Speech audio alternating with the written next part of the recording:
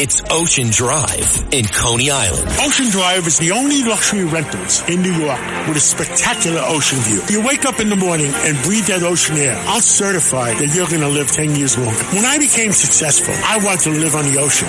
If you have worked hard, you deserve an apartment on Ocean Drive too. Go to oceandrivenyc.com and reward yourself. If you're a policeman, fireman, doctor, nurse, or teacher, you qualify for a limited time offer at oceandrivenyc.com. Terms and conditions apply. In the squadron, they called him Bullets, but we call him Greg Kelly. Greg Kelly is on the air on the Red Apple Podcast Network. All right, so that's it. Greg Kelly and the New York City subway system are never going to see each other ever again. That is it. It is over, done with, goodbye. We had some fun. I met some very interesting, nice people. I met some creeps. I met some weirdos. Again, I met some nice people. And yesterday I met somebody who, quite frankly, I thought was going to stab me in the neck. So I just can't take this chance anymore. The subway is jam-packed on the weekends. You expect it to be lightly loaded because it's it's the weekend, right? But no, they cut service back dramatically. So it's so weird on a Sunday afternoon, light Sunday afternoon, not much foot traffic. But the subway is jam-packed. And I was down there and, tough to get a seat. And but my days of, I got a seat. And my wife was with me. And our younger daughter was with me. But they were across the way. They were across the train car. And everything was fine. Very crowded train. And I was sitting down. And I am one to offer my seat to somebody who needs it. But that doesn't necessarily mean if you're a woman, you need my seat. Okay? I'm sorry. Those days are over. I did that once. I've done that many times. But then I did it a couple of years ago and she was like, no. And I thought, okay, fine. Yeah. I mean, who am I to assume that I'm stronger and bigger and have more endurance than this woman, right? Is that somehow sexist? If you want to be that way, fine. I'll just sit there. If you're pregnant or if you look of a certain age, but even that can get you in trouble, right? Elderly? I'm not elderly. What do you mean? I don't need to sit. Anyway, so I'm sitting there, jam-packed train. And this guy, I'm looking at I was looking down, looking at my phone, whatever. And then I see two gray sweatpant legs just stop and turn right in front of me. And I look up and I see this bedraggled guy, dirty t-shirt, ripped, torn all over the place, right? He is looking at me, right at me. And he's moving his hands like crazy, like he's saying something, but he's not saying anything. And sometimes he's smiling, and then he stops smiling, and then he smiles. And I'm like, I can play it cool in these situations. I'm like, what is it? What? What do you want, sir? Do you need directions? What is it? What is it? Now, he is in my personal space big time. And I had a plan. If he did anything, I was so ready. And you know what? I don't like doing this, but I was gonna pick up my legs and kick him hard. Right? Kick him to the other side of the train. Granted, he would have bumped into some people, but they would have been all right. I just felt, who does that? A crazy person does that. And this is not the first time something weird has happened down there, but you know what? I can't take it. I cannot do that anymore. I can't take the risk. And if you can afford not to, don't take the risk either. Just not worth it. You can't go anywhere. There's nowhere to go. On the sidewalk, you can sidestep it. On the sidewalk, you have a bunch of different options. You can stop and turn around. I know, right. Some of you would, look, I was ready to fight, but he did not punch me. He did not take out a weapon. But who gets right in your face and starts moving their hands wildly? And they were kind of like in my face, other than somebody who's looking for trouble. So, he stops doing what he's doing. I think in part because I'm like, what do you want? What is it? What can I do for you? And I think he just wanted me to be scared. And somehow he was going to exploit that. Oh, you see, you're afraid. Why? I'm like, I didn't convey that. Never let them see that. And then he goes between the subway cars. I was right next to that door. And then he goes through there. And there's another guy out there. So he almost, two guys in between the train cars. It's lawless down there. It's crazy. But it gave me a real, what am I doing here? And I say, the subway is convenient and the subway is cheap. But what would be inconvenient? getting stabbed in the neck, getting into a fight, or just getting my jaw broken, or breaking somebody's jaw. I mean, he didn't mess with me, I think, because I'm not the smallest guy in the world. I'm not huge, but I'm not small either, and I wasn't showing any fear.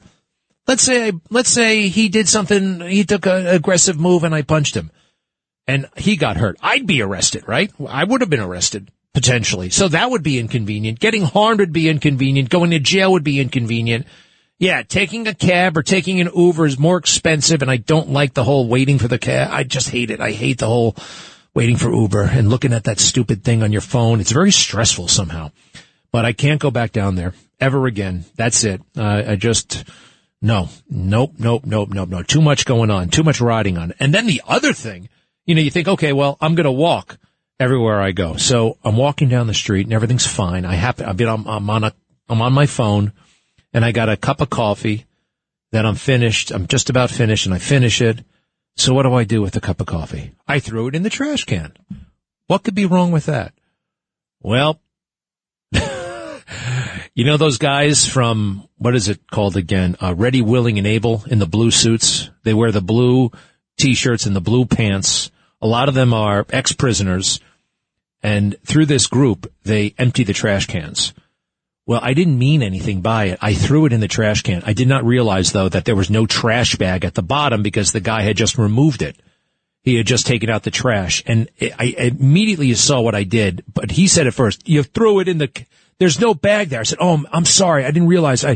And I almost wanted to pick up the cup from the empty trash because there was no bag there, but he had like this big can in the way and I couldn't do it. And he starts muttering nasty words. And I'm like, hey, I said I was sorry. I didn't mean it.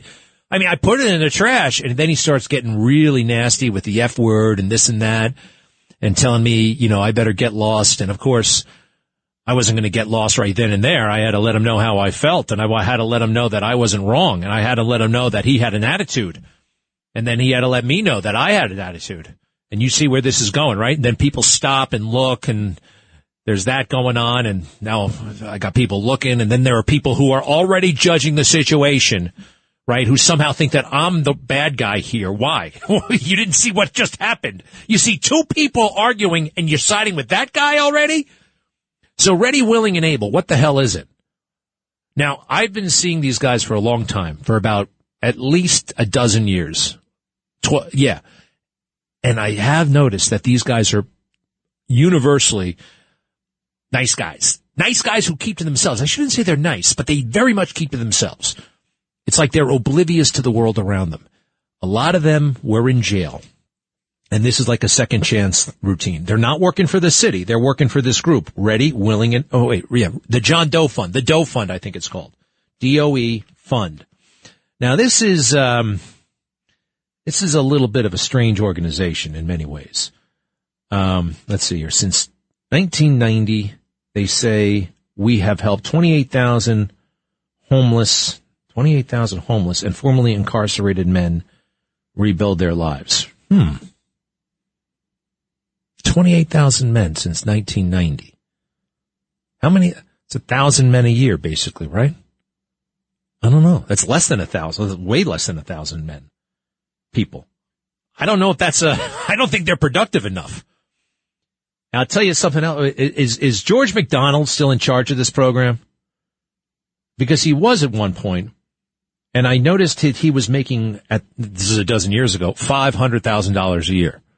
That's a lot of money for a nonprofit. Then he ran for mayor, and everybody saw that he was a grouchy jerk. And sometimes, look, we need charitable organizations, and many of them do amazing work. And I'm not saying, again, all of these guys have struck me over the years as, on the right path somehow. Then again, I don't know much about the program. And I just got I didn't like what happened to me. So I don't know if I want a guy who just got out of jail near me, cleaning the trash. Do you know what I mean? I would like to, sorry, all about second chances, but I don't know. When you get yourself in trouble by throwing trash in the trash can, I know that prison is weird and there are new rules there and you got to go by the code of the prison yard and all that stuff. But throwing trash in the trash can isn't really all that bad, you know. So I know it takes a long time to assimilate. Let's see here. Yeah, you have one of these big groups, one of these big nonprofits, and you're the head of it, and you start to feel like you are a saint, right? Oh, look at me, I'm doing such great work for other people, and therefore I can do this, that, and the other thing. I can cut this corner, I can cut that corner, I can give myself a salary of $700,000 a year or whatever. It looks like it is still George McDonald. On Christmas Eve, transit police evicted a homeless woman known only as Mama from Grand Central Terminal into the freezing cold. The next morning, she entered the terminal, laid on a bench, and passed away from pneumonia. Mama was one of hundreds of people George McDonald grew close with over 700 consecutive nights, handing out food to those who called the terminal home. They appreciated his help, but again, they told George the same thing. What I really need is a room and a job to pay for it. Mama's death made George realize that merely providing clothing and food would never create real change. It was in her memory that George created the Doe Fund, named for the pseudonym authorities used on her death certificate. Wow, sounds like the cops are coming off as real jerks in this story so far. Let's see here. Sometimes when you start a charity, they kick you out of the charity. I've seen that happen before. Can't see if he's still there. He's the founding guy. Jennifer Mitchell is the president and CEO. Wonder how much money she makes. I don't know. Not saying I need to know more. All right, but I always thought that there might be that potential for something to go wrong. You know? All right, much bigger things going on in the world. Israel is poised to kick some ass in Gaza, which is totally warranted, appropriate, necessary. And all week long, you know, it's been portrayed as Hamas versus Israel. I see Israel versus Hamas on MSNBC. The war between Israel and Hamas. You know, it sounds like a football game. It sounds like, you know, Boston versus Detroit. Like they're equals. You know, remember after 9/11, it was the war on terror, right? This is a war on terror and terrorism. You look at that footage, you look at what happened. Can anybody possibly justify what that maniac did in 2017, opening fire and killing 100 people at that concert in Las Vegas? Do you remember that? The worst mass shooting event in American history? And can you imagine anybody justifying that, defending that, somehow saying, well, you got to see it from the mass murderer's perspective? Well, that's what we have going on in a good chunk of the media and all over college campuses, everywhere. It's the cool and hip thing to do, to come out and wave a Palestinian flag like crazy, to stomp on the Israel flag, to burn it, to stand with your brothers and sisters and in Palestine and all that stuff. There's a group called the Students for Justice in Palestine, and they are rabid anti-Semitics. They are a front for Hamas. I learned this from Mark Levin, actually, had Mr. Diker on, from Israel. We have Hamas represented by idiotic and malevolent kids, students, very foolish people. Are they beyond hope? I don't think so, because they're young and stupid and they can possibly learn. But I never thought I'd see it. You know, remember that phrase? Whatever happened to never again? We just saw the worst thing since the Holocaust. What happened to never again? I thought it was never again. I guess not. Be right back. Greg Kelly on the Red Apple Podcast Network. All right. Well, I was busting his chops. George McDonald, who started the Doe Fund, turns out he's dead. Sorry about that. He died 3 years ago. And look, his heart was in the right place. He got off to a good start there. He was working in finance, and then he said, you know what, I got to help the homeless. And he started this whole foundation. And there is something that he did that was good. He was not in favor of those handouts. You know, just like Koch said, you give a guy $1, you make yourself feel better, but you may be subsidizing an alcohol situation or a drug situation. it's better off giving him a job, all right, and actually having mentorship and follow-up and that kind of thing in a real program. I mean, how can you have beef with that? I have no beef with that. But the salary's got a little bit out of hand, all right? And he drew fire for that along the way. And that happens. I mean, look, to have these things well run, unfortunately, well, it's not fortunate or unfortunate. You got to start shelling out some money, otherwise if you don't pay anybody anything, you don't get great management. Hey, speaking of poor management, Eric Adams. Wow. He was good friends and is good friends with Louis Farrakhan. You know who Louis Farrakhan is, right? The Nation of Islam founder, total raging anti-Semite. I mean, hates Jewish people like crazy. Well, good friend of Eric Adams. Eric Adams and he were working together to get Eric Adams elected to the Congress back in the 1990s when he was running for, he ran as a Republican. You know that about Eric Adams? You know, he's getting over-the-top credit, Eric is, because he gave a speech that was appropriately supportive of Israel. But America is a country about what you say, not what you've done, and not who you are really. It's just, he said something 5 minutes ago. That means he's a great guy. No, it doesn't, actually. A lifetime of supporting anti-Semitic causes. You know what he did with the New York Post and those in the elite in New York City? He played you, and he's playing you. Words. It's just words. So he gives a speech about Israel and Hamas, and he condemns Hamas, and he's getting all kinds of credit for that. Look, isn't that kind of a given? We're going to, oh, wow, can you imagine that? Can you imagine? Eric Adams condemned terrorists. What a great man. No, he's not.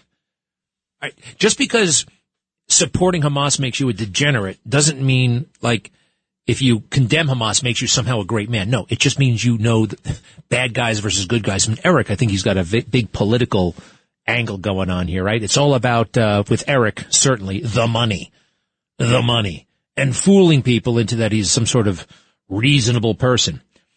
And New York has other things to do right now, all right? We got other things to do. We got our own problems right now. I mean, we have to worry about protecting New York City. What kind of police commissioner? I mean, it breaks my heart. I love the NYPD. Who is this guy? Caban? Have you seen him on television? Who is he? Where is he? Caban. You know, I think about how my father did that job. Didn't go on vacation. Literally did not go on vacation. I mean, he was just 24/7 all the time. You know, you either run that department or it runs you. You got to be on top of everything. And Caban, what's his name? Edward Caban? Caban? He went to Qatar in the Middle East last week. Qatar, as some people call it. In the middle of the Persian Gulf for some sort of security conference. Hello? How about a security conference right here with your anti-terrorism team? So this is why we saw Rebecca out there last week.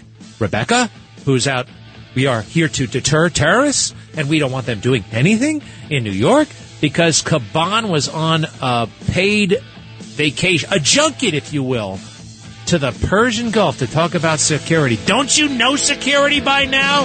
Taking a day off.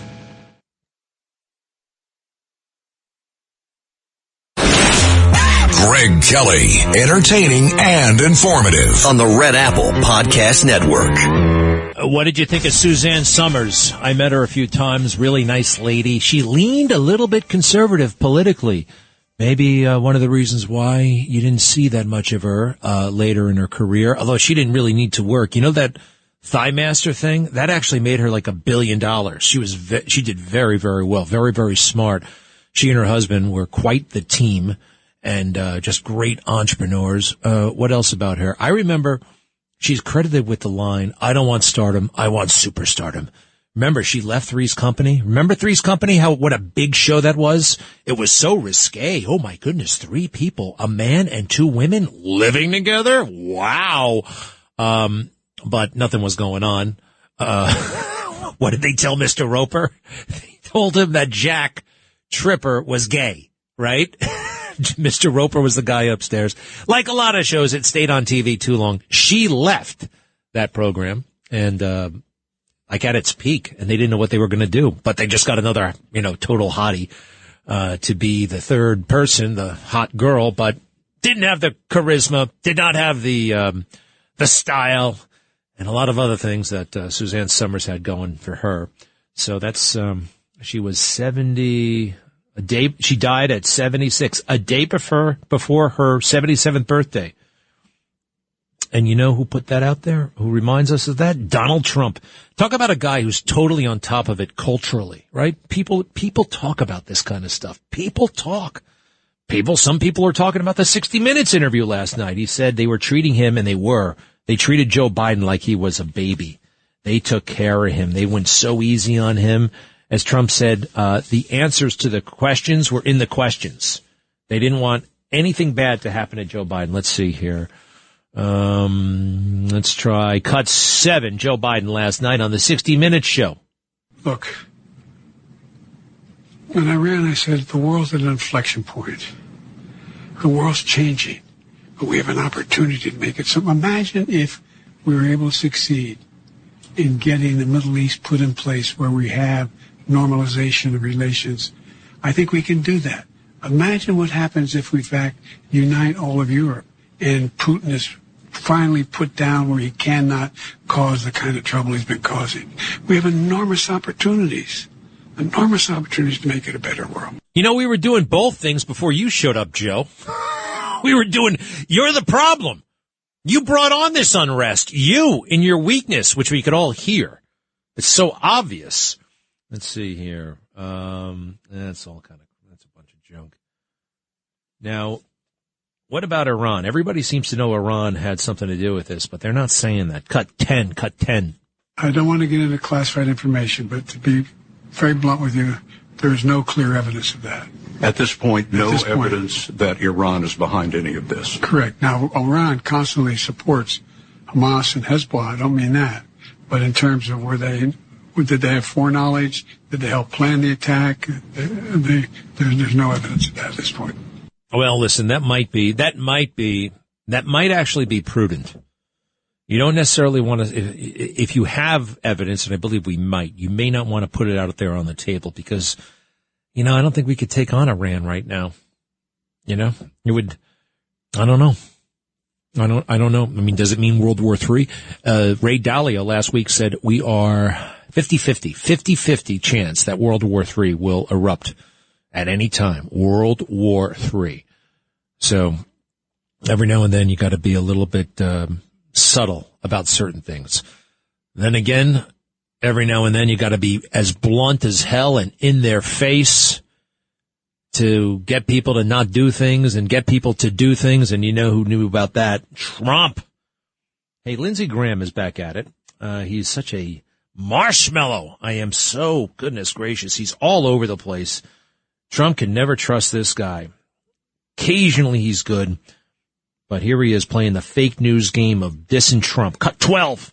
I have to ask you about some of these recent comments by the GOP frontrunner, someone you support, former President Trump. He praised Hezbollah as, quote, very smart. Israel's communication minister called that language shameful. Do you agree? Is that shameful language, Senator? Yeah, that was a huge mistake. If I were President Trump, I'd talk about being the strongest president for Israel in modern times. He issued a statement 2 days ago, I stand with Bibi, I stand with Israel. Yeah, it was a mistake. He's on the right track. Unlike most politicians, Donald Trump doesn't talk to the American people like we're a bunch of babies. He doesn't talk to the people like we're fake news idiots and we're going to take his words and use it in a headline against him. Talking about your enemy as having smarts doesn't mean you like your enemy. It doesn't mean you support what your enemy has done. It means it's a realistic assessment, all right? There are bad people out there. To just assume that they're all stupid, evil genius, okay? We confront that throughout history. He doesn't talk to us like we're babies, okay? Lindsey Graham, you do, and that's one of the reasons why you're so deeply unpopular. When you ran for president, you got basically nobody to vote for you. And you're hanging on by a thread in South Carolina, just barely making it. Mike in Wayne, yes. Greg, how are you? Listen, I carry mace with me always, and I warded off a potential robbery in Manhattan when I was doing the mid-shift at the Javits Center. Well, number one, I don't know if mace is legal. And number two, you got a good damn chance of shooting it in your own face or shooting it at somebody else. I wouldn't count on the mace. I would limit my trips to the Javits Center in the middle of the night. All right. That's what I would do. The mace. I hear women show me they got the mace on the key ring. I don't know. Number one, I don't know if it's legal. And number two, how many people have successfully used it other than you? I mean, a lot of things can go wrong. And as I'm trying to aim my mace, that guy's trying to plunge his knife into my neck. I don't know if that's going to work out very well. You know, I just don't. Thank you, Mike, very much. Mace. There's a problem with mace. And also, what are weapons to be? I know somebody who has a little siren that they pull. The key ring comes out. Hey, can we give credit to Israel for being so humane? They are being incredibly humane. How is that? They are letting the enemy know ahead of time that we're coming, that they're coming to get out women and children. Did Hamas do that to the concert goers? No, they were all women and children. They slaughtered everybody. Isn't that something? They don't get any credit for it. I keep hearing on the news somehow that Israel, they're the ones who, you know, they have to lighten up and they have to respect the rules of war. They are. My gosh, they're sending leaflets, letters in the mail to all the people of Gaza saying, go to the southern portion of Gaza. Don't stay in this part. Isn't that magnificent? Hey, and a word of caution to our LGBT queer brothers and sisters, LGBTQ. I see a lot of them out there with the rainbow signs praising Palestine and condemning Israel. I saw a bunch of them at Times Square and throughout the country, because these protests are happening all over the place. It's funny, after Black Lives Matter, did you see white supremacists pop up all over the place? No, because there are none, number one. But were there counter-protests during Black Lives Matter? No, there weren't, actually. There weren't. There were clashes with police officers because they were breaking the law and they were looting and breaking stuff and starting fires. No no white supremacists. Where were the racists on the other side, right? There weren't. Because there are none. But here, you actually have anti-Semites. You have Jew haters out there who support what happened, who support the terrorists all over the place. You know, I went to Coca-Cola, the soft drink company. It's another reason to not drink Coke. Actually, here, I'm not riding the subway anymore, and this is my last Coke Zero. That's it. No more Coke. It's bloody poison, for one. And they do nothing for the community. They do nothing for the country. They were tweeting and putting out videos and new initiatives for diversity, equity, and inclusion in the aftermath of that one guy, George Floyd. One guy loses his life. One guy. And they rearrange society from top to bottom. 2,000 Jews were just slaughtered. And Coca-Cola doesn't have anything to say for it. Now, what difference does it make what Coca-Cola says? Well, they're representative. They're emblematic, if you will, of corporate America. Apple Computer, I went to their website. And, after George Floyd, again, one guy, the head of the company gets up and talks about how they're giving $10 million to diversity and equity and inclusion initiatives and Black Lives Matter, and they're condemning systemic racism. Why aren't they condemning anti-Semitism? It's funny. They're going after something that's not real, white supremacy, but they're giving a pass to something that is very real, anti-Semitism.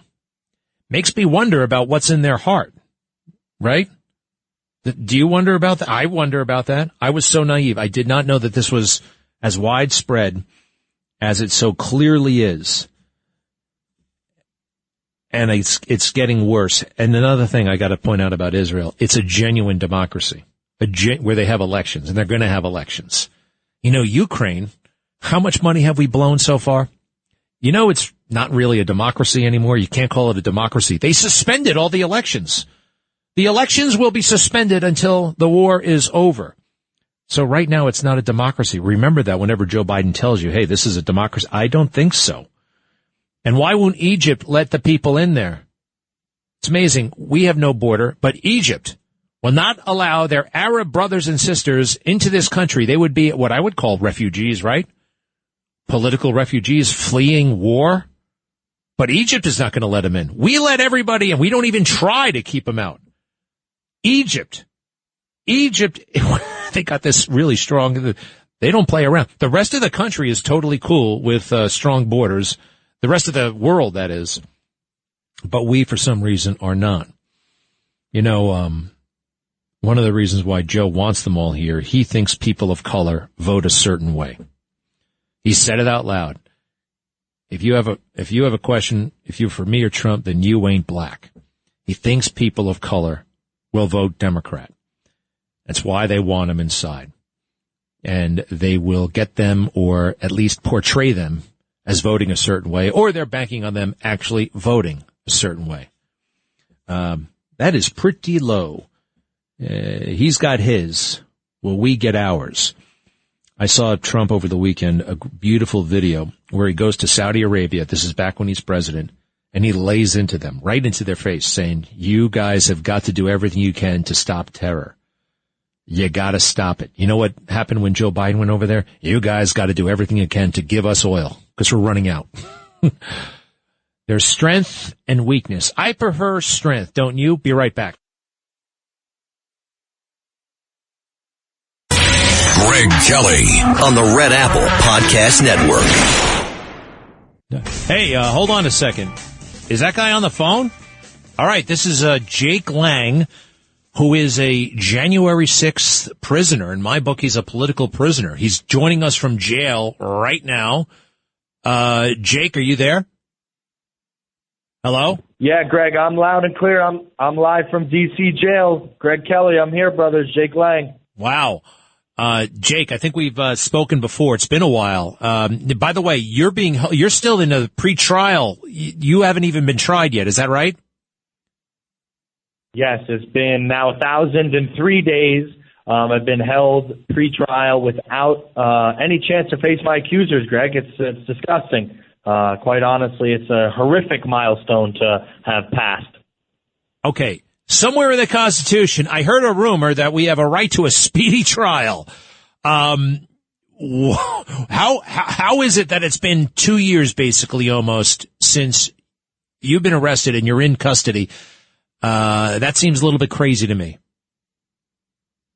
And you too. We're actually, Greg, we're coming up on 3 years here in another 2 months. I'm 2 years and 10 months into this languishing hellhole that they've got me in here in D.C. jail. The reason why they're getting away with this is because it's a two-tier justice system. They want to indefinitely detain and destroy the lives of Trump supporters and of Trump himself and all of his former advisors and everybody. This is the game plan. The agenda is going right on par for the Democrats, course here, brother. All right. Now, I'm reading from the Times here a little bit, and quite frankly, I got to do this for myself, Jacob, because I'm glad you called, but here's what the Times said about you in January of 2021. A 25-year-old New York man from the Hudson Valley was arrested by the FBI at his home on Saturday after he posted photos and videos on social media placing him outside the U.S. Capitol on January 6th. In the caption of the video, Edward Jacob Lang wrote, "I was the leader of liberty today. Arrest me. You are on the wrong side of history." Federal prosecutors charged him with assaulting an officer and 3 other crimes, including civil disorder. His arrest comes as federal officials ramp up their search for those involved in the riot. Listen, obviously, I don't support anybody harming cops. I realize you haven't been found guilty of anything, so at this point you're innocent. It does seem like crazy excessive what you've been through so far. What do you want to say about what you're charged with? Well, of course, January 6th was a massive dynamic conflict where you had about 1 million unarmed American citizens peacefully protesting, and all of a sudden we were whipped up into a frenzy by getting hit with ballistic shells. There were rubber bullets being hit into the crowd, pepper ball bullets, concussion grenades, flash grenades, pepper spray by the cops. We were a static crowd that was, full of women and elderly veterans and children that was attacked. And what do you expect? I'm a 25-year-old young man. I'm going to go and defend my fellow American patriots that showed up at the Capitol. And if it wasn't for my actions and actions of many other patriots, there would have been more than 4 dead unarmed American citizens. Ashley Babbitt, Roseanne Boylan, who died in my arms, Kevin Greason and Benjamin Phillips are the only dead Americans. There was no dead cops that day. There's 4 dead unarmed American citizens. So the police brutalized us, and it took, everything we had to restrain ourselves and defend our country and defend the unarmed people around us, Greg. So I'm completely innocent. I'm justified in my actions. I think the founding fathers would have done exactly, if not way more than what we did on January 6th. All right. Well, listen, man, I just got to make sure, look, we don't want to break the law ever and that kind of thing. I do think that you need to have a trial. No, all right. We mentioned the 2-tier system and all that stuff. I get it. But what specifically is the holdup? I can't have a regular trial, Greg. What? I can't have a fair trial. I can't have a fair trial, Jake, brother. Well, listen, I want to know, Jake, do me a favor. Stay with me on this.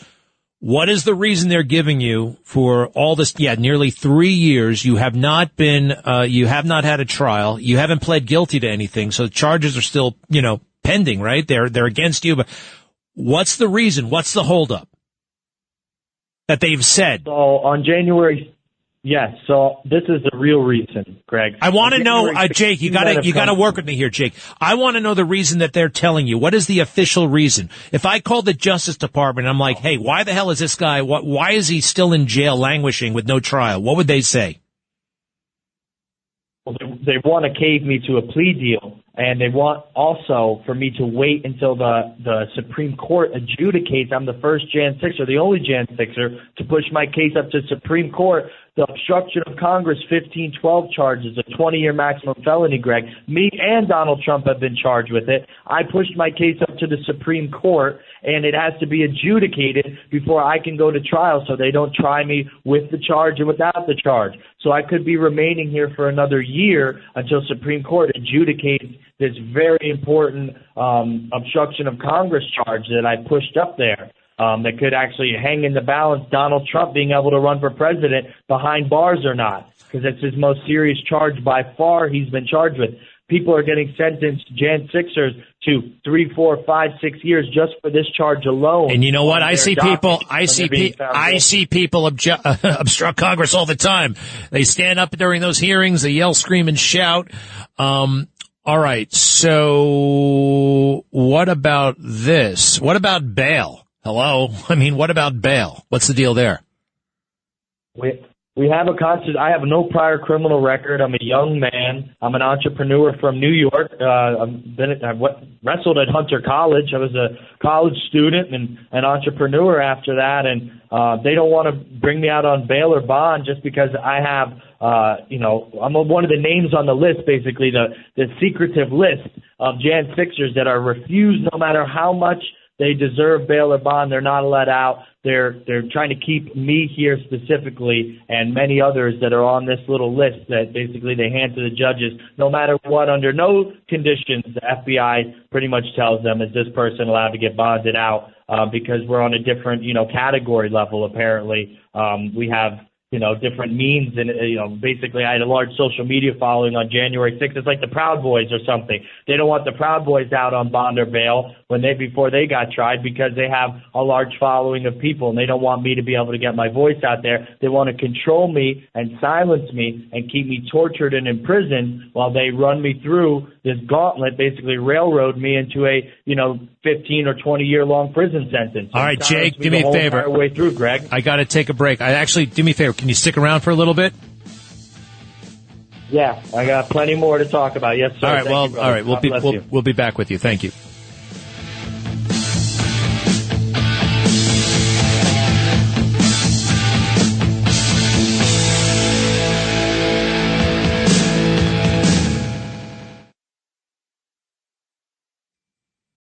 When you need mealtime inspiration, it's worth shopping Kroger, where you'll find over 30,000 mouth-watering choices that excite your inner foodie. And no matter what tasty choice you make, you'll enjoy our everyday low prices, plus extra ways to save, like digital coupons worth over $600 each week. You can also save up to $1 off per gallon at the pump with fuel points. More savings and more inspiring flavors make shopping Kroger worth it every time. Kroger, fresh for everyone. Fuel restrictions apply.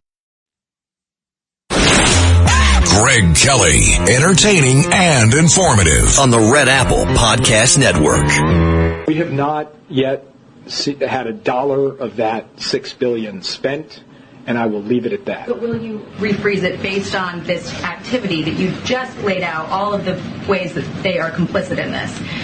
The administration said that if we see them going in the wrong direction, that we would stop that down. I understand the position that you guys have, that not $1 of this has been spent. But will you prevent it from getting into their hands to allow them to, do what they do that you just laid out? Let me just reiterate what I said, because it's unequivocal. Not $1 of that money has been spent. All right. All this guy does is equivocate. Jake Sullivan, my goodness gracious, the National Security Advisor, a total wimp in way over his head. All right, more on him later. I do want to go back to our, he's a political prisoner in my book, Jake Lang. He's from upstate New York. He's in federal prison or federal jail in D.C.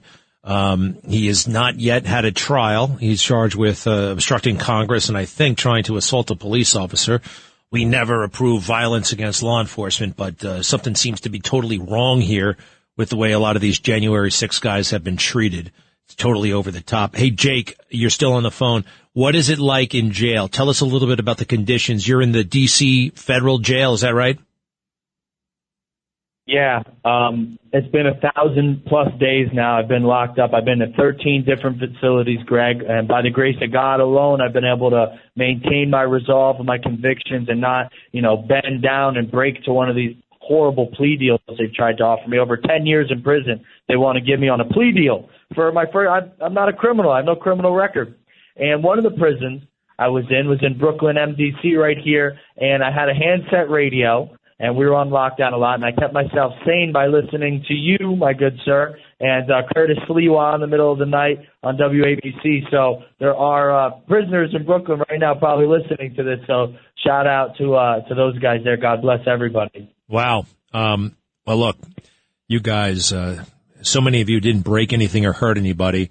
And look, I don't want you to, say anything that could get you in trouble, but I am going to ask you, I see here in the New York Times, they said you sent something in the direction of police officers.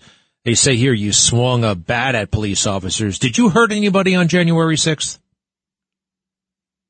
No, there are no injuries on my criminal indictment. I've not injured anybody. There was a skirmish that happened after the police killed Roseanne Boylan in my arms very brutishly. I mean, it's been covered in Epic Times documentaries and other documentaries that Lila Morris was beating her while she was on the ground unconscious and killed her. Of course, after that, you're going to want to take up defensive positions so that other women don't die around you. I mean, I'm a young man raised by a strong father. I was told to protect women and protect those who are weaker and innocent. And so I took up position to defend those people around me, and nobody else died after that. And I actually have been credited with saving 2 men's lives, caught on video. A black man named Philip Anderson was holding the hand of Roseanne Boylan as she was killed and trampled and crushed by the police, and I was able to pick him up and drag him out of that dog pile, and he's done a court-sworn affidavit, him and another man, saying I saved lives that day. So I'm being held for 1,000 days for saving lives at the Capitol. Greg, I mean, this is how twisted our justice system has become under Joe Biden. So what do you want to do? What are you trying to accomplish now? You're on the radio, you're in jail, you're waiting for this thing to be adjudicated by the Supreme Court. What are you trying to accomplish right now? Well, I'm trying to minister to the audience God's grace to persevere anybody through any circumstance, through persecution, first and foremost, always, is to give everybody the message that, if you're down and out, Jesus Christ can save you and hold you down while you're in any circumstance. That's the first message. And the second is, watch out, they're coming for you guys next. The 1,300 January 6th political prisoners are just the first wave of political prisoners in this country. They want to stifle anybody who protests a stolen election, who protests tyranny in this country, imprison you, silence you, and destroy your lives. And if you don't get behind the January 6ers, then you'll find yourself like in the Nazi times. They said they came for these guys, and then they came for the next guys, and then when they came for me, there was nobody left to protect me. That's the kind of situation we're in right now in America. And so the fight for freedom for the January 6th political prisoners is truly a fight for liberty in this entire country. If they could do it to me and my family and my community and thousands of other families and communities, the FBI, Gestapo can roll a militarized police force right into your hometown and start dragging people out for any number of different reasons. Well, look, you know what? I got you. I mean, I don't think you're, some might say, oh, that's a little much. I don't know about that. I don't think so because, think about it. Right now, if you post anti-Semitic vile crap on Instagram, you go to an anti-Semitic rally, you're not going to be censored by big tech. You're not going to be penalized. People will be talking up and down about your civil rights and that kind of thing. You're free to do so. And I guess, you know what? You are free to do so. We totally disagree. I mean, you're supporting the terrorists for crying out loud. I think that's horrendous and bad and wrong and evil. But I guess you can go out there. You better not give them money. You better not break the law. But here's the thing. I couldn't say stuff about the election, my concerns about the fairness of the election. I couldn't say my concerns about the vaccine or anything like that without getting booted off of big tech and getting kind of the chills all over the place. We all knew what you could do to get in trouble. And that was going against the preferred narrative about the election and about the COVID and a lot of other things. And conspiracy theorists, they just seem to be right a little bit early, all right, ahead of the curve. All right, well, you spoke so powerfully and boldly and big. How many phone calls and visitors, and what's your situation like with food in jail? Well, so that's a great question, Greg. The situation for a lot of the men in here, they were all the breadwinners, basically. I'm surrounded by some of the best men in the country in here. We've got entrepreneurs in here, Marines, tons of Marines, former police officers, sheriffs. You've got Army Rangers in here, floors, carpenters, school bus drivers. I mean, the January 6ers, the patriots that have been caught up in this nonsense, are some of the best people in the country. And their families, young wives and kids, have been left at home, Greg, trying to fend for themselves while daddy is, locked in a gulag for 3 years without a trial. Now, I don't have kids, but my guys in here, there's 40 of us in D.C. jail right now in this unit. And right now, we've actually started a campaign for all the people out there listening to become a monthly sponsor for the January 6ers commissary. And if anybody wants to help out that campaign, just go to sponsorj6.com. We've been doing really well. We launched it about 2 weeks ago. Hundreds of people have signed up to become sponsors, and it makes a lot of a difference for these families that can barely afford to put food on their own table, let alone be extorted by the government for $300, $400, $500 a month to make phone calls and commissary food and clothing and hygiene products. It's a lot of money. And we're trying to help out all of these, brave patriots that have had their lives destroyed and ripped out from underneath them. Support so J6. Guys, go to SponsorJ6.com. Sponsor J6. SponsorJ6.com. SponsorJ6.com. Wow. All right. So, man, I appreciate you taking the time. I guess you got a lot of time. I mean, how do you pass the time in there? Greg, I am so incredibly busy. I run these organizations for the January 6ers. I do probably 2 or 3 dozen interviews a week. I run the Political Prisoner podcast, which is the flagship podcast for the Gateway Pundit that some of our episodes have hundreds of thousands of listeners. I've been blessed by God to really kind of take this movement and just try to announce to everybody, we were set up. We're in our lives destroyed. This is the government tyranny in action that you guys have, been saying, don't tread on us. Well, they're treading on us. And so I've taken this position I'm in and allowed God to use me, to speak the truth and to wake up the American people. So I do a lot of speaking to the American people, writing articles and doing interviews and podcasts. And that's kind of cool, man. You're able to do that in jail. Who knew? You're podcasting and, that's great. That's really interesting. Hey, how about this? I think you guys should have a lot more support. I am surprised that civil libertarians aren't beating down your door and trying to represent you and trying to help. But I do know there have been some. Have you been struck? Is there anybody out there a total liberal on every social issue, this, that, and the other thing? Because I think there have been a couple who have been like, you know what? I may be a liberal. I may disagree with you about politics, but what's happening here is wrong and I want to help. I know of one case, and I can tell, but do you know of anything like that? Have you seen that at all? Oh, yeah. It's been, one of the huge things that God's used January 6th for is to, basically pull the cover off of the criminal justice system, how broken it is in this country, the pretrial detention and the living conditions. And so the liberals have come to our aid and support because basically they're seeing now, the middle class, heartland of America, all the 1,300 people that have been arrested are now experiencing the criminal justice system, especially the federal broken one, for the first time. So the liberals are starting to have common ground with us. I've even had BLM, one of the founders of BLM Rhode Island, Mark Fisher, was recently on my podcast. It was historic.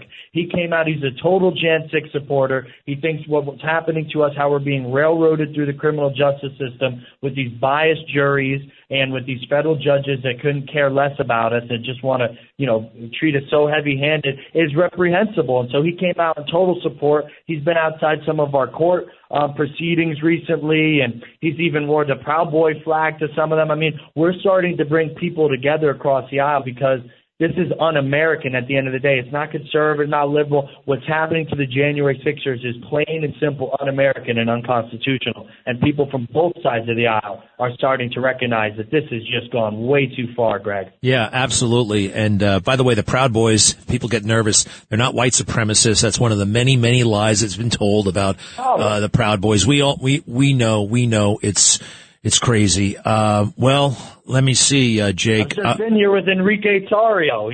Enrique Tarrio, the Hispanic founder or the chairman of the Proud Boys, just got sentenced to 22 years in federal prison. And he's not a white supremacist. He's a Spanish man. Yeah. Look, how do you feel about President Trump? I think, quite frankly, personally, I think he's been great. He talks about you guys. He brings up Ashley Babbitt. He wants to look at pardoning you guys. It's one of the reasons why the swamp wants to stop him. The establishment is so desperate to stop him. When he makes noise like that, it makes a lot of people nervous. I know there are some out there who think, hey, he could have been doing more. I think he's been great on all of this. But look, you're inside. I'm outside. What do you say? 1 minute remaining. 1 minute. Go ahead, Jake. My short synopsis. Yeah, I mean, we love Trump. We are all big old Trump supporters in here. Our lives literally lay in his hands, and now kind of his life lays in my Supreme Court case's hands a little bit if he gets adjudicated from that. But I'd like to see Trump raised to the level of history that's calling him for, like, 500,000 people on a march in Washington, D.C. with our family members, Ashley Babbitt's mother, saying, release our prisoners and stuff. I think that's what Martin Luther King would do, and I'd like to see Trump do something big like that. I'm talking, hundreds of thousands of people calling for our release in a big, rally or march, like, Million Man March on D.C. That would be appropriate. But other than that, he's doing well, and I hope he wins and pardons us all and helps make America great again. All right. So that's my synopsis, Greg. I appreciate your time today so much, man. Good luck, man. There he goes. You heard it. 1 minute. Wow, Jake Lang. And I just went to the website. It's very professionally done, and you can find out more. SponsorJ6.com, SponsorJ6.com. I know people get nervous about January 6th. There's a lot I don't like about what happened that day, but you know what? We've been lied to, and some of those guys, he's absolutely right, have been set up. And, man, it's just, can you imagine that? Nearly 3 years and no trial? That is un-American. Jake Lang, good luck. Stay in touch. Privileged to have you on this show, and I'll be back. Greg Kelly on the Red Apple Podcast Network. So how about that guy, huh? Jake Lang calling us from jail. Federal jail, notoriously crummy jail in the heart of Washington, D.C. That was really something to talk to him. And, look, I've never met the guy. You got to take his word for it. And I'm checking, stuff, and it all kind of checks out. Interesting that he's not been charged with injuring anybody. Yep. Like so many other people, didn't hurt anybody, didn't break anything, but they're being treated like terrorists, for crying out loud. We just saw what real terrorism is, right? We know what it looks like. The January 6th guys wearing a crazy hat, yelling and screaming about election fraud. This is still America. You're allowed to do that. You're actually even allowed to go up to the Capitol. You are. Since when can you go to Capitol steps? When can you go up the steps? Why did they say you can't even be here? That's not special territory. That's our territory. That's the people's house. I even see Joe Biden calling the White House the people's house. And nobody seemed to have the people's house. That means it's ours. I understand you got to make an appointment and stuff like that, but the steps of City Hall, isn't that kind of like you're supposed to be able to go up there? It's not a big deal. Uh-oh. Ed in Babylon, you were there on January 6th too, huh? Yes, Greg, I was in the big crowd. Now, right. Well, wait a second. Now, be careful. I mean, cops are listening, so, we don't want you to get in trouble here. You didn't go inside or anything like that, and you weren't close? No, it was very cold out, so we went back to the Hilton in Bethesda where we were staying. And, I can only say I have Verizon through records, and, the government can get these. I get a call every week or two, and it says Washington, D.C., that I refuse to answer. I think they're after every patriot they can gather. Well, yeah. I mean, this has been totally over the top. You look at the FBI's Twitter page, and for a year, the most wanted people in America were those who showed up on January 6th. The most wanted people in America. Forget the terrorists, forget the bank robbers, forget the career criminals. The J6ers, that was our threat. And it's interesting. I think it was a shifting standards. They played a game. Anyway, what do you do, and why did you go there? Neighbor asked me to go. I didn't know much about the rally. He said, we'll go see the buildings and go out to dinner. Well, I found myself at a Hilton in a parking lot, and I mentioned to a fellow that got out of his truck, look at all the license plates. And he said, yeah, I'm not wearing my patch, but I'm a Proud Boy. He said, you're two nice guys. We'll keep you safe. And indeed they did from Antifa. One was a lawyer. Another one was a human resources vice president.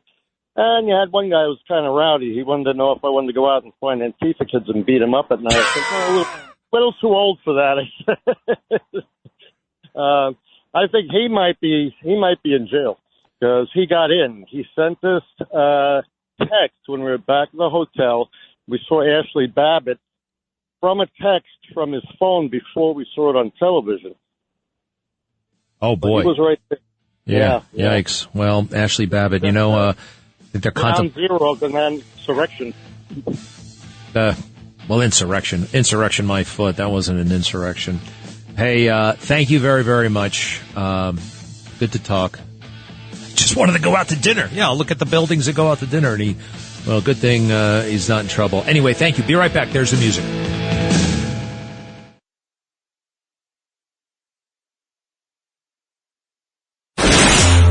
Greg Kelly, entertaining and informative on the Red Apple Podcast Network. Hey, talk about a threat to democracy.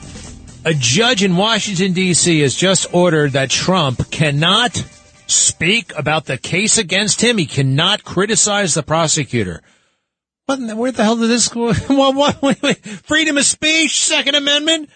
Let's see here. He can talk broad. Let's see here. The federal judge overseeing the 2020 election subversion case against Donald Trump in Washington imposed a narrow gag order on Monday, barring the Republican former president from making statements targeting prosecutors, possible witnesses, and the judge's staff. The judge's staff. What the hell's, what staff does a judge have? Oh, the one that was going out with Chuck Schumer. The clerk. I think you can do this stuff. And you know what? If they don't let President Trump do it, I'll do it. I'll have to take it up for him, okay? That weirdo, what's his name again? Jack Smith? Suspicious guy, suspicious name. James Flippin just walked in. Hey, what's up, Rick?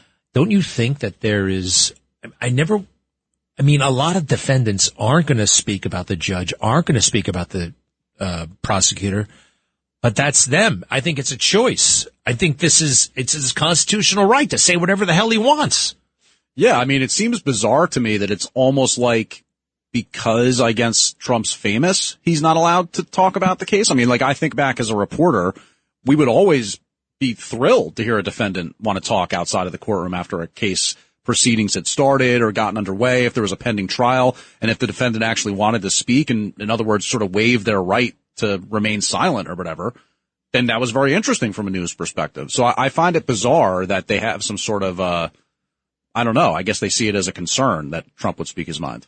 Well, look, it's totally outrageous. The indictments are totally outrageous. The whole damn thing. You know, separation of powers, right? I mean, we criticize members of Congress all day long. They criticize Trump all day long when he was in office. You can't complain about it. You can't speak about it. That weirdo goes to the Netherlands for 4 years prosecuting war criminals, wears a purple tunic, thinks he's special, thinks he's better than us. And oh, by the way, didn't actually get any war criminals, real war criminals. It's a big bureaucracy over there. You're allowed to do that. Oh, and his wife makes documentaries with Michelle Obama. I think you're allowed to point that out. This is still America. Maybe it's not anymore. Maybe it's not. I don't know. Did you hear about the police commissioner went to the Middle East last week on the global day of jihad? Yeah. He was in Qatar, I think, right? What the hell was he doing there? And who the hell is this guy? What does he think he is? I mean, I've heard from people that there's a NYPD satellite office in Qatar. You don't have to go there to visit it when you're the commissioner. All right? Yeah, we've got detectives all over the world. He went for a junket. There's some sort of conference over there, Qatar. On the global day of jihad, you just got the job 2 months ago, and you're gallivanting all over the world. You know, when you go to the Middle East, it's not like you just go and come back. You lose a lot of time. You know, you come back, you're a basket case because of the jet lag, right? It takes you about 10 days to get back to normal. Well, actually, I wanted to ask you something about that because, you know, we know that the mayor of New York City just went down to South America and went to Central America to sort of purportedly do some research or propaganda concerning to off, to have dinner, to feed his ego. Well, so that's what I wanted to ask you about. You know, now we're seeing that New Jersey Governor Phil Murphy is in Asia for 9 days. Doesn't it? I mean, it just seems kind of bizarre to me that they go off on these trips like this. Like, you'd think there's important work to do here. Yeah, I would think so as well. You know, you're going to be governor of New Jersey once, you know, but they get bored, especially Murphy. He's a rich dude and he wants the next gig. And actually, the work of government isn't that much fun. Yeah, it's work. You can roll up your sleeves and do it, or you can pose for the cameras and look good like Eric. So they're just not interested in work. They're interested in climbing the ladder. What's next? What's next? What's next? And Murphy wants to be president someday, actually. So Who the hell knows? All right. Anything news-wise I should know about? Well, I heard you starting out your show today talking about how you're done with mass transit. No more subway. No more subway. I'll take the bus, but I'm not getting on the subway. Oh, you will take the bus? Yeah, I'll get on the bus. Look, the bus I can handle. Basically, let's face it, it's old ladies and nice people on the bus. Okay, it's a different clientele. It's a totally different clientele. Okay. And, you know, the madman who got in my face yesterday, I mean, he looks like he just got out of either not only Rikers, the psychiatric unit at Rikers, okay? He was crazy, but he was totally comfortable getting right up into my face, and, you know, I'm like, you know, what do I wait for? Do I wait for the knife to be plunged into my neck? I mean, I wouldn't have gone up to him like that unless I had a weapon. I mean, why would you get into anybody's face like that unless you meant them harm? So yeah, I'm not getting on the subway again. Well, I just was a little concerned because, you know, parking meter rates went up today in New York City. Here in Manhattan, it's now going to cost you $5.50 for the first hour and $9 for the second hour to park in those. Let's get the hell out of this city. Seriously. It's just nickel and diming. The tax is crazy. But then again, quality of life stinks. I was also going to say probably not a good idea to park your Mercedes on the street either. So. Your Mercedes. Yeah. What? Yeah. What do you mean? Your Mercedes. You don't want to get your Mercedes. Your Mercedes. You make it sound like I'm some snob or something with my Mercedes. It's a nice car. It's not exactly a Maybach, all right? Okay. It's not the Maybach. You know, they got different grades, different versions of the Mercedes. Oh, okay, good. Quite frankly, I don't like the Mercedes. Too many gadgets. I don't know how to work anything, including the navigation system. I don't know how to work anything. And you know what you got to do? You got to say, to enable that stuff, you got to say, hey, Mercedes. Oh, it's like a Siri type thing or something? Hey, Mercedes. First of all, why do you have to say hey? That's obnoxious. Isn't it? It's just Mercedes. I don't like saying that. I don't like doing it. But then I guess if like your girlfriend or wife's name were Mercedes, then that could be a little bit confusing. Well, that's not my girlfriend's name. My wife's name is Judith, so. What do you mean? I'm talking about a hypothetical. Your girlfriend. I'm saying the hypothetical well, you said person. You're talking about my Mercedes. But the you're talking hypothetical about me. user. All right, fine. So the meters went up. Anything else? Well, you know, I know you're not really, but you're intrigued by the Aaron Rodgers story. And our sports producer, Mike Didino said, maybe I bring this up. He was on the field yesterday before the Jets' big win. Yeah, like 6 hours earlier, throwing right? the ball, making his way back from Achilles surgery. Very surprising. Maybe he can play before the end of the season. Wait, Mike Didino was throwing the ball? No, sorry. Aaron Rodgers was out on the field despite having just had Achilles surgery. Yeah, playing catch. Throwing the ball. Playing catch. Not walking with crutches. Playing catch. This is not playing football, all right? This is tossing a ball around. It'd be pretty remarkable if you made it back before the end of the year. Yeah, good luck. I know. I mean, just put the T down and stop talking about the Ayakusha T. And the Jets had a big win yesterday as well. 23-17 or something. 20-14. They beat the Philadelphia Eagles for the first time ever. Is the Zach Wilson guy getting better? He is. He's improving. And their coach says that they're that freaking close offensively. His words. What's the record of the team now? The Jets, I guess they're now 2-3. 2-3, I think. I don't think they had their bye yet. Well, good luck. 3-3, I'm told. 3-3. 3-3. Yeah, that's right, because they beat the Broncos. And then I beat the Broncos. Give me a break. Nobody cares. The Broncos stink. That's the one I forgot, the 3. Okay. The Rex Heuermann case, they're expanding the probe. I know you've been sort of interested from a true crime perspective. Hey, wait a second. You can't call it the Rex Heuermann case. The Rex Heuermann case. The Gilgo Beach serial murderer case. The alleged Gilgo Beach serial killer, Just Rex call Heuermann. it, well, number one, we know, you gotta call it the Gilgo Beach case. Okay, the Gilgo Beach case, they're assigning 2 more cops to potentially investigate the deaths of additional escorts, allegedly at the hands of Rex Heuermann. So that case is continuing to look at even more potential victims. They appointed 2 new cops? Yes. For the case. Correct. They're expanding the probe. This is what's known as, this is press release journalism. Okay.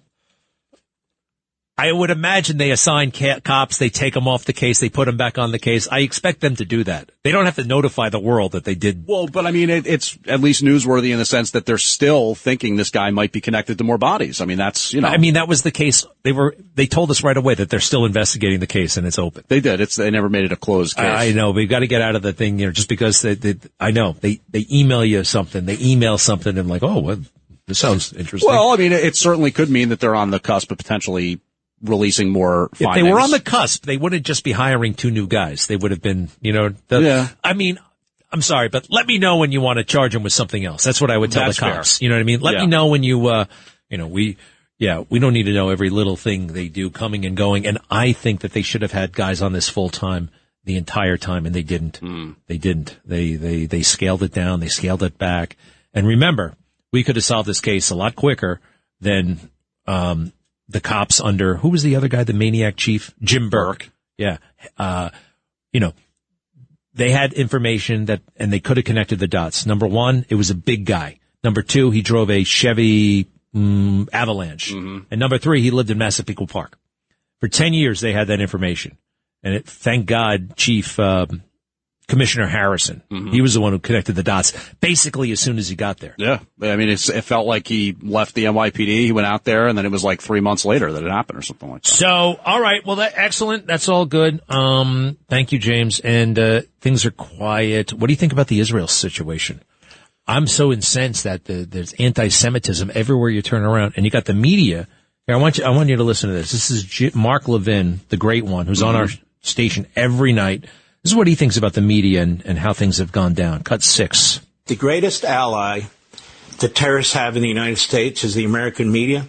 Just as it was the greatest ally of the Nazis by covering up the Holocaust, the American media has Jewish and other blood on its hand and has for decades and decades and decades. And it seems like they don't take a corrective course either, do they? That's pretty, and I don't think he's wrong. So many, they used to hold officials accountable, and now we just go with the flow.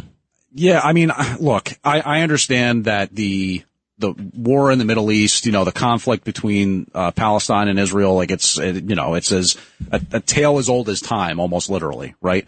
But there used to be a very clear standard that when it came to civilian lives and innocence being violated in the course of that conflict, it wasn't okay. Like everybody basically accepted that's not okay. And then people would professors would push their glasses up and say, well, actually, when the people are put upon or made to be subjugated, then they're not the ones.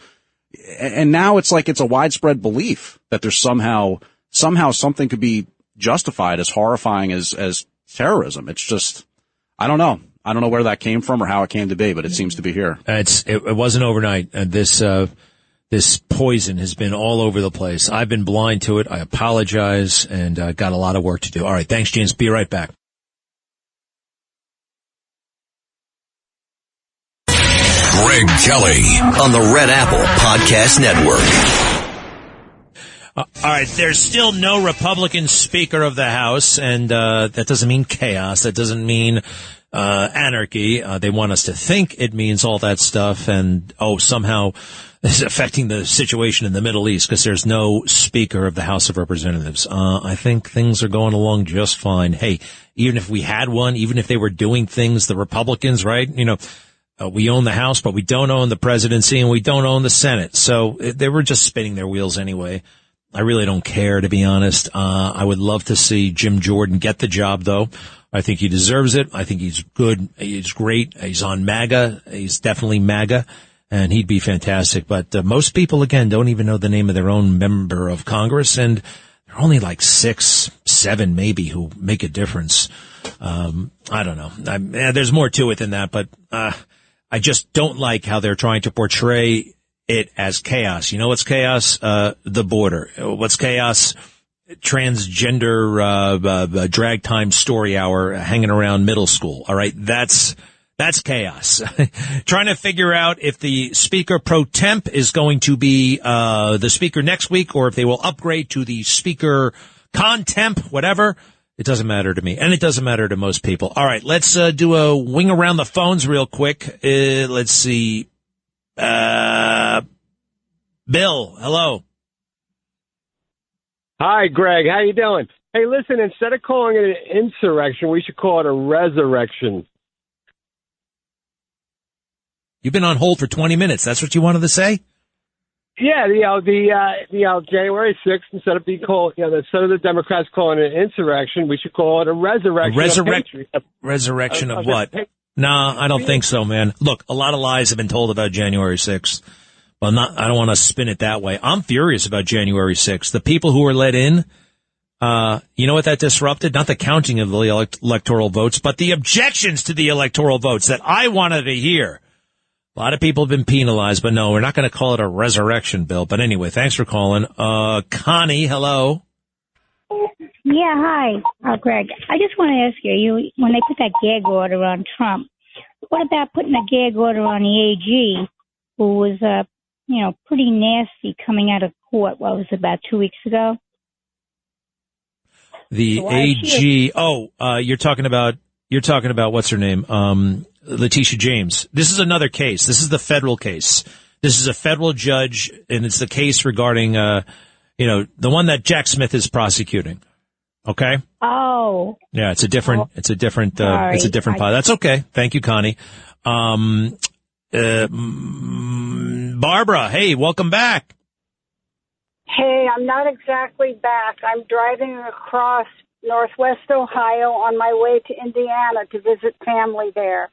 And as I'm listening to your show and watching the news, and I feel our country slipping away from us, I feel that our meritocracy is being destroyed, and instead we are being pushed into a cauldron of socialism's shared misery.